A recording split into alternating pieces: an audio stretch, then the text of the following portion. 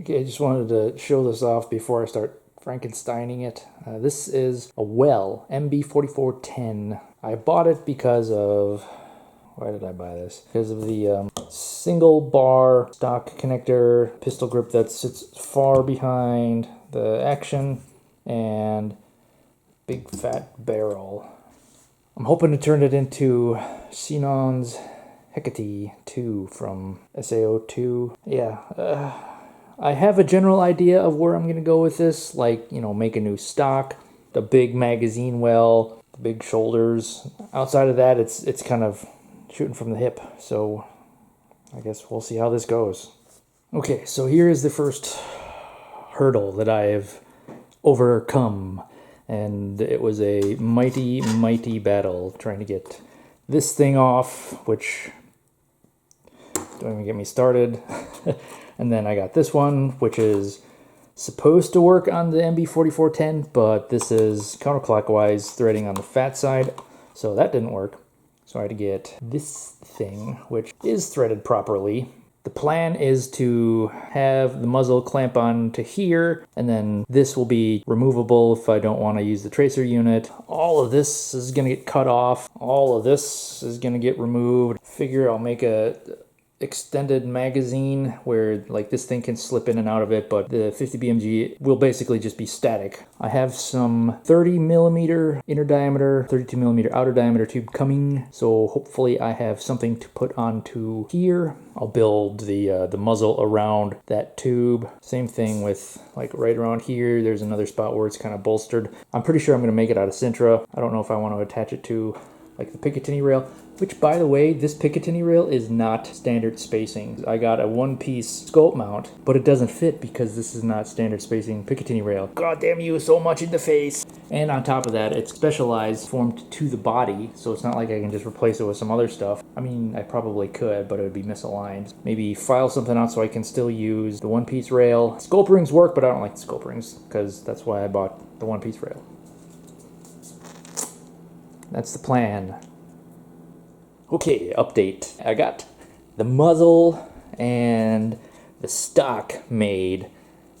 That is as far as I've gotten so far. Next is we got to do the magazine well, the sides, the top. Oh, and I did the shoulder. I don't know what this part of a gun is called, barrel, but I've been taken to calling it the shoulder, which is where the carry handle is. This is the carry handle. It will basically be static because that action right there of yanking it up is not stable. Pretty much just epoxied this tube to what's left of the handguard. I chopped the handguard off. Then there's some 1/4-20 threads. It's not unscrewing because this whole thing turns. I don't know why I was doing that. Anyway, this thumb screw can get pulled off, and that's what holds the handle in place. These are just leftover parts from my DL44. The emitter. So the reason I got that 30 millimeter inner diameter, 32 millimeter outer diameter stuff was for this. It also happened to work well for this, but specifically for this, I wanted something that could go over the barrel because the barrel is like 29.7 and 30 basically goes on nice and tight. This is all Sintra. The way I got that was I basically just put a piece of zinc tube in there and then molded some epoxy putty around it to get the circular look to it. So basically I made this whole thing and then I ran it over the table saw to cut all that out so that there was a nice channel that can be compressed onto it. And then I used the, what are these? M4 screws. I did it on both sides. The real one only has it on one side, but I did it on both sides for symmetry and for stability, and I didn't want just one to be clamped closed because I didn't know if that was going to make it look lopsided or what. So I put it on both just because. Going back over here, the handle and the stock are the same brown. Obviously it's supposed to be wood. I just went with brown acrylic. I don't really need to weather it too much to make it look more woody. There is a little bit of leftover texture from, because again, this is all Sintra. I didn't sand it perfectly smooth, so there is a little bit of character to it. The rails that it came with were not stock Picatinny, which was So I got this riser for it, which ended up being perfect because when I put the scope on the stock rails, my face was just a little bit too low for this. So this is actually the right height, and with the extra ½ inch or so, it ended up being perfect. So, accidental win. The way I got this to fit is I literally just filed down here. Let me pull this off real quick. I think it's this one. It's not. Come on, jackass. Which one is it? 5 minutes later. Un momento, por favor. Okay, so this is off. And in order to get it to fit, I had to grind all that stuff off. And now this does fit, and it can play around a little bit. So that sucked. Actually, it didn't suck. It was perfectly fine. I just had... Anyway, so the real one has a integrated folding monopod down on the stock here. I didn't have a good way of doing that, so I just bought one. This is camera parts, and it's got a ball joint on it, so if I wanted to, I could actually just fold that up like that, and it works. It's 1/4-20 threading, so I can make an extension to it or make it more accurate if I wanted to. But for now, it's just fine the way it is, because I haven't integrated the bipod yet, which I have here with the folding legs. This is what I plan to use. This is the one that actually came with it. It's not as accurate, but this is the one I'm going to use because I'll have to cut it up and extend it to make it a little bit wider so that the legs actually go on either side of the body, which right now is too thick. So I was going to use the little piece of rail that came with this one because it's the right radius. What else? So this right here is going to be the new bolt handle. 2 halves of an ornament that I was going to use the epoxy putty for, and then just squeeze a ball shape onto here. I have no idea if that's going to work, but that's the plan. Finally, we have some aluminum parts. And then the new parts will go over this. We'll bolster it with a little bit of Sintra, like 6mm, but it should still look like the big 50 BMG one. And yeah, so that's the update.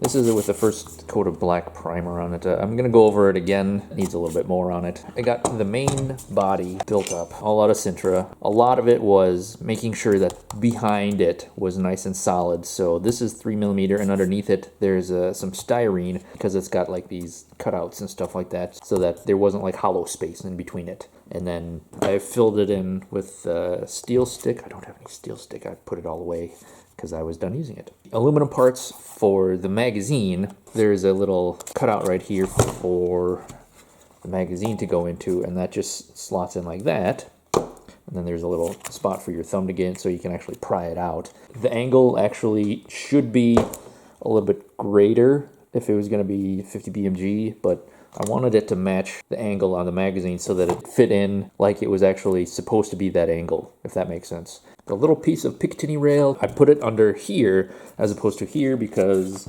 that is where the hop adjustment is. This bipod, I had to put an extension on it so that when it's folded up, the legs go on either side of the body because otherwise it wouldn't have fit. Funny thing is that when I actually cut it off using a hacksaw, I accidentally cut it off crooked, but it worked out fine because both were crooked. They would still more or less line up. Anyway, carry handle will actually be functional as opposed to static. I added this little extension here. This is just some airsoft barrel that I threaded for 1/4-20, but this gets slotted into the Picatinny extension. It will work out fine because it'll be braced in the rear and the front. I don't know if you can tell. This is all black, so it's probably blending together. The front piece, I needed to do this, specific to Sinon's Hecate, is that it's got this little extension bracket for her sling. If I wanted that to work, I had to make that out of aluminum, and this whole piece right here is all aluminum, so that there'll be something aluminum bracing the front, and of course the aluminum bracing the back. Physically, just the part that gets the most amount of stress is going to be at the joints, because this is a very rear-heavy piece. So that when you pick it up, it wants to do this thing. But fortunately, the steel screw and the aluminum braces make it so that it's functional. And I forgot what and. Moving on, anyway. The bolt handle worked out really well. Again, I just used this. I cut out the slots so that it could fit around the bar here. And I basically just took like a clump of steel stick while it was still pliable and then mushed it on here and then used the two sides to form the ball. But that actually looks all right to me. So I think I'll just hit it with some gloss black so it looks like an 8-ball. But this right here is okay to me. So I'll go put another layer on that, and then hopefully it'll be ready for assembly. Yay. Okay, see ya. Okay, so here's Sinon's Hecate. It's all done. That's actually been done for a while. I've been doing other stuff in between. I think I pretty much explained most of all the parts and how I made them. The bipod actually worked out great. I would have liked to have something a little bit more accurate. I could always go back and accuratize this a little bit by scraps of Sintra here's and there's, but this actually works out just fine, so I don't really feel the need to go back and readdress it. So when you fold it up, I wonder if I can do this without making it feel super awkward. That wasn't too bad. So they actually do fold up. And they go on either side, which is the whole purpose of extending that little piece right there. The only thing is that when they're both folded up, this doesn't make for a very comfortable handhold because it's so wide, and there's not enough room to get your fingers in under it, so it's just this wide grip right there. I do have one of these. This actually works as a bipod. It can slot to the Picatinny, and it works great. It's just Sinon doesn't have one, so this is just for me.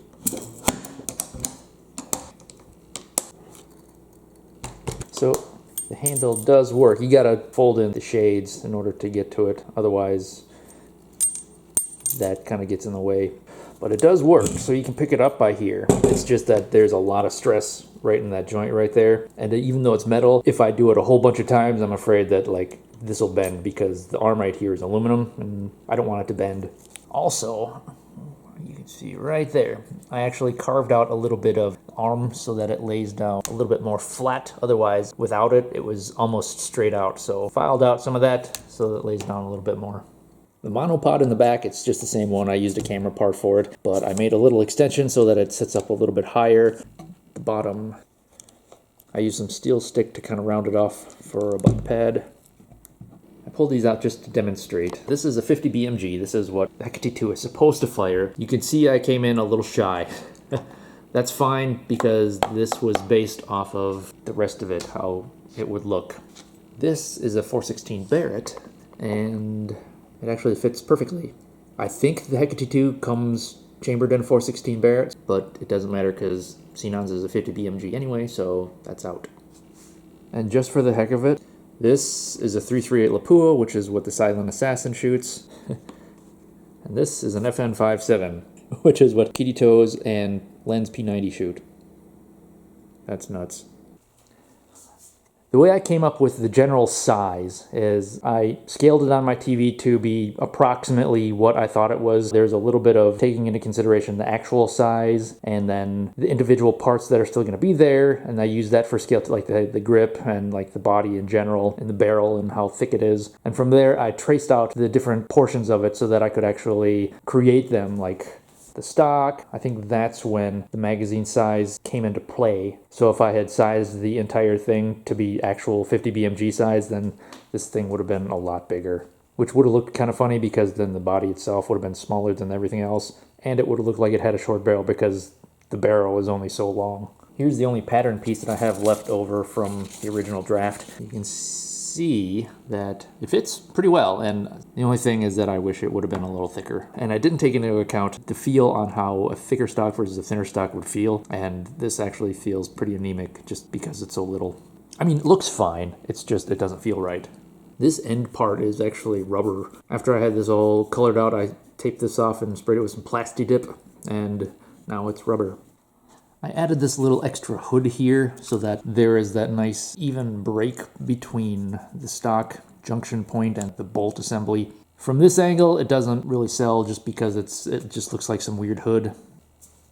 But from the other side, it looks a little bit more whole, like it's part of it. Also, I didn't know this, but the reason why there's a slot cut out right here is because the 50 BMG bolt comes back all the way this far. This doesn't quite get that far, but that's nuts. That's a big ass bolt. I got this scope specifically because there's numbers on the adjustment dials, just like Sinon's. Her scope seems to be a fabrication. I couldn't find anything that was close enough to resemble it, so I kind of just had to pick out different elements and arbitrarily decide which ones I wanted to abide by. The scope rail here, however, that's actually canon to the design. So the Magwell here, that was part of the design from the beginning, obviously. It took me a while to get it so that it goes in nice and smooth. I guess it's still a little stubborn sometimes. After playing with it a whole bunch, it eventually just started fitting. It fits fine now, and only sometimes there's a little bit of frustration, but either way, it's good now.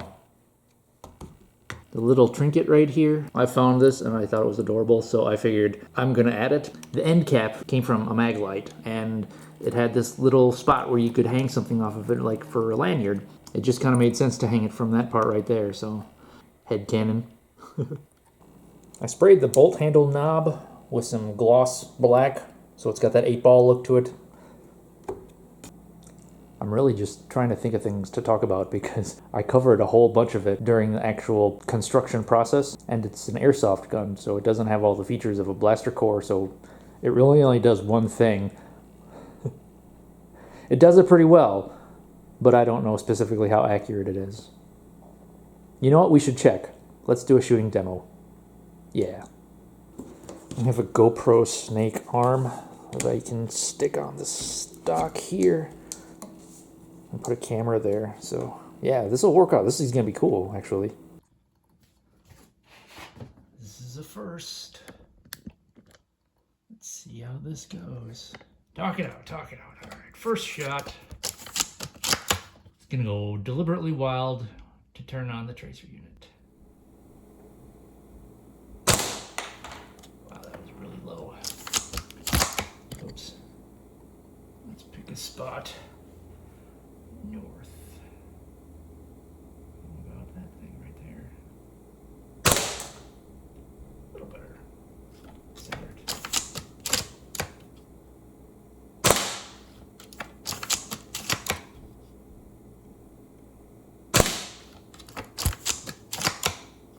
Sorry about the jitter.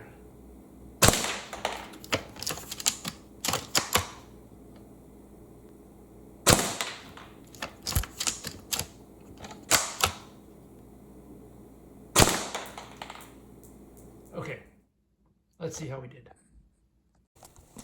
Okay, debrief. When I saw that I was shooting low, I started aiming at this piece of tape right here. It looked like I was going off to the left, so I started aiming at this divot right here that was directly above the bullseye. I have to review the footage to see what went where, but that was fun. We should do it again sometime. Get that clip from Chandler saying that. This was great. I'll give you a call. We should do it again sometime.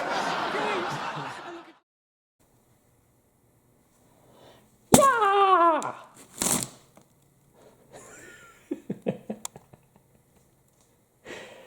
You idiot. You need to get out more.